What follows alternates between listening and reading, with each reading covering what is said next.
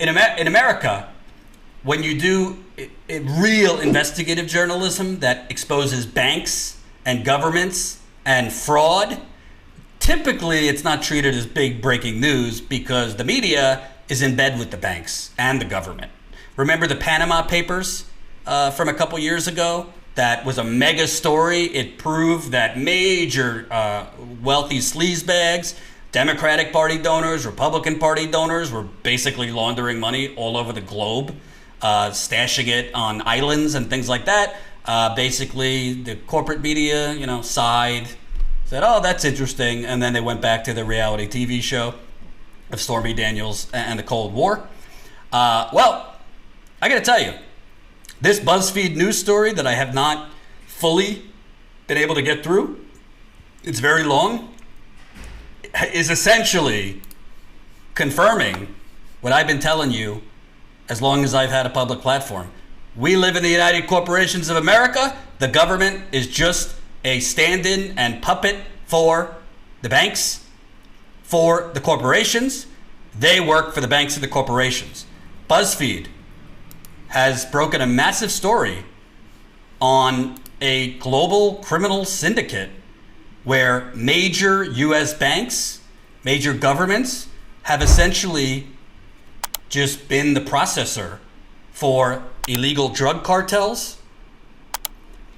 for terrorist financing, and for other criminal activity. And the banks essentially just allowed them to keep doing it because they got their profit and their fees. And the governments did not do anything to the banks because the banks run our government.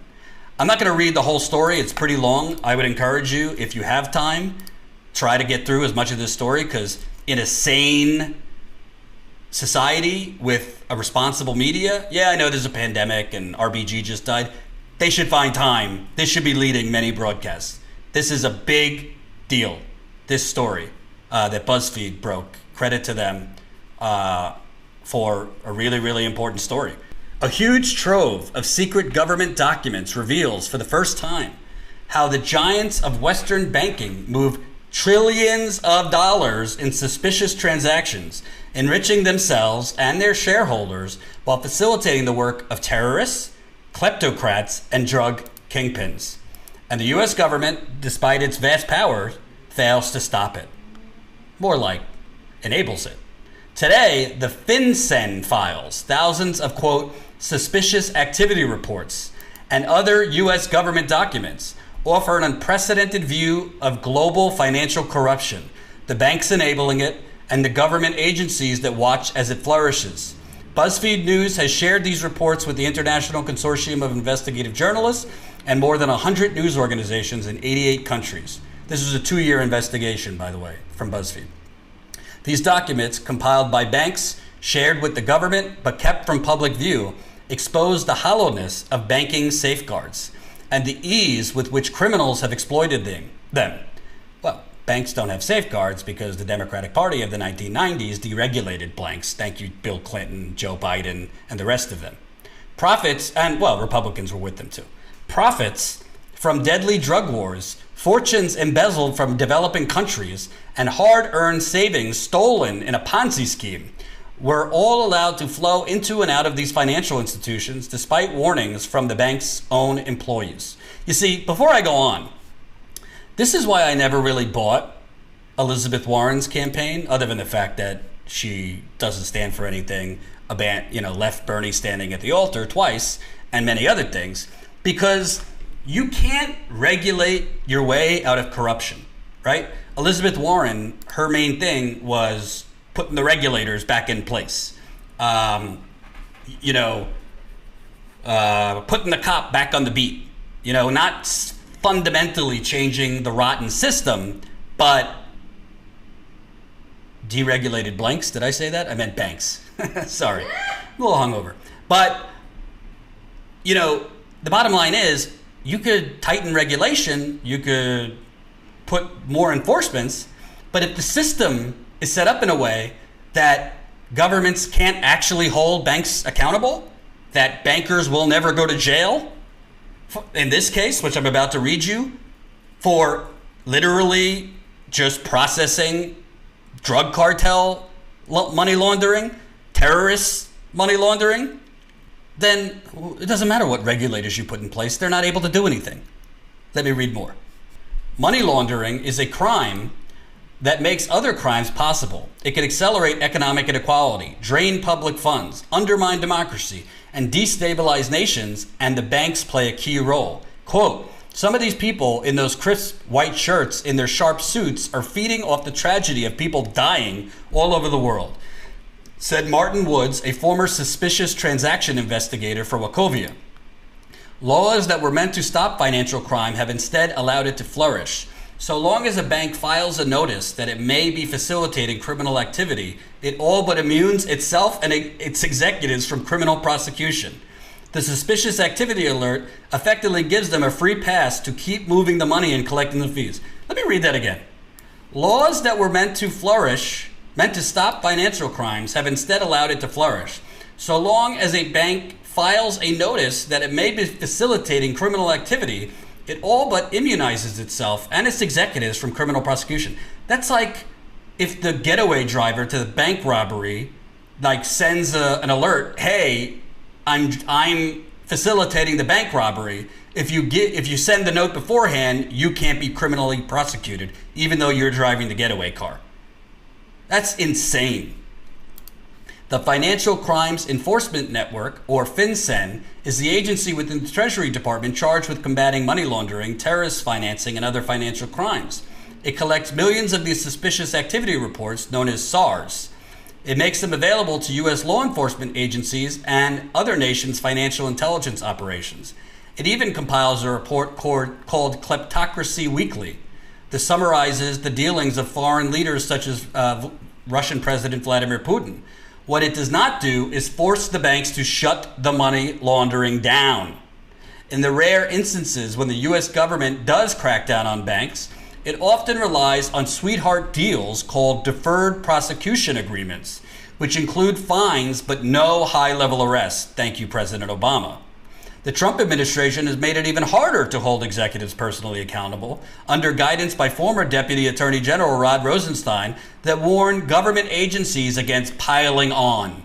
Yes, why would we pile on Bank of America, Wells Fargo, Chase, Wachovia, AIG, Countrywide, for bringing down the global financial system, for foreclosing on your home illegally, and draining your savings that you worked hard for?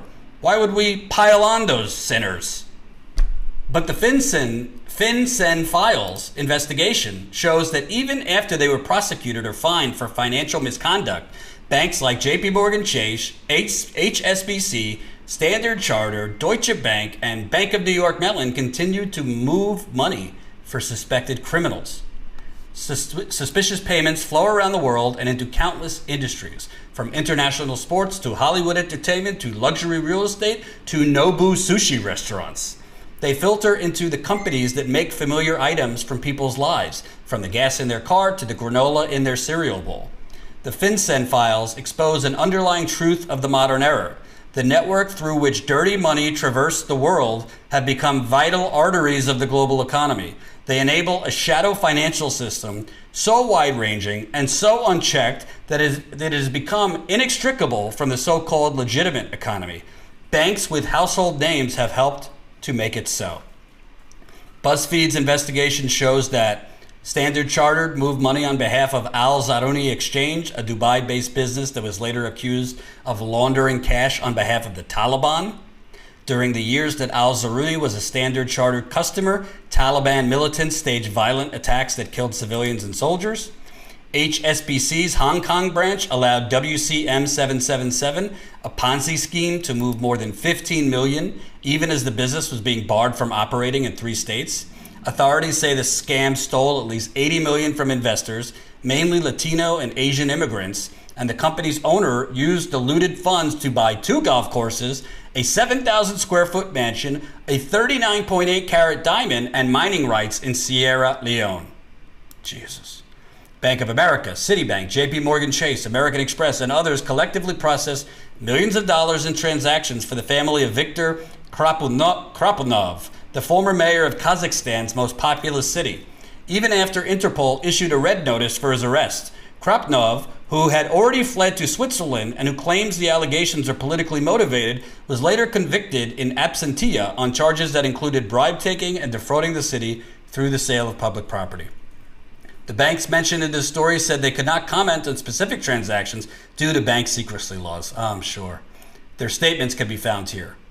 By law, banks must file suspicious activity reports when they spot transactions that bear the hallmarks of money laundering or other financial misconduct, such as large, round-number transactions or payments between companies with no discernible business relationships. Suspicious activity reports are not by themselves evidence of crime, but FinCEN's director, Kenneth Blanco, has called them vital for law enforcement investigations. So, and for more than a year, BuzzFeed and its partner news organizations across the world mined the information on these tens of thousands of pages. So in a nutshell, folks, and here it is one more time, if you want to read this piece. And, you know, credit where credit's due. This is a great investigation. This is what media should be doing, not creating a new Cold War with Russia, with bullshit, Russiagate nonsense. But in a nutshell, the major banks whom were bailed out by the government after defrauding you and predatory house mortgages, predatory lending, they simultaneously have been essentially serving as the middleman and processor for drug cartels money laundering, for terrorist money laundering, for laundering by plutocrats and kleptocrats around the world, while black men are being executed by police, while black men are still in jail for nonviolent drug offenses, while people are being evicted from their homes during a pandemic. You think there's two different systems of justice? Not just in America, but in the world? I got news for you. Break up the banks. Bernie is right. Nationalize the banks.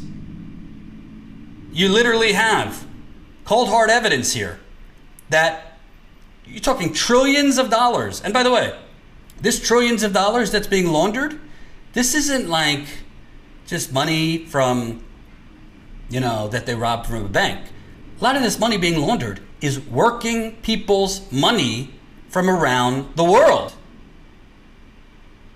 They're laundering, I've seen this through research I've done on drug cartels, watching El Chapo. They're laundering pension money, you know, money that you have in pension accounts. If you're a labor union worker, they're laundering that money. Laundering retirement savings money.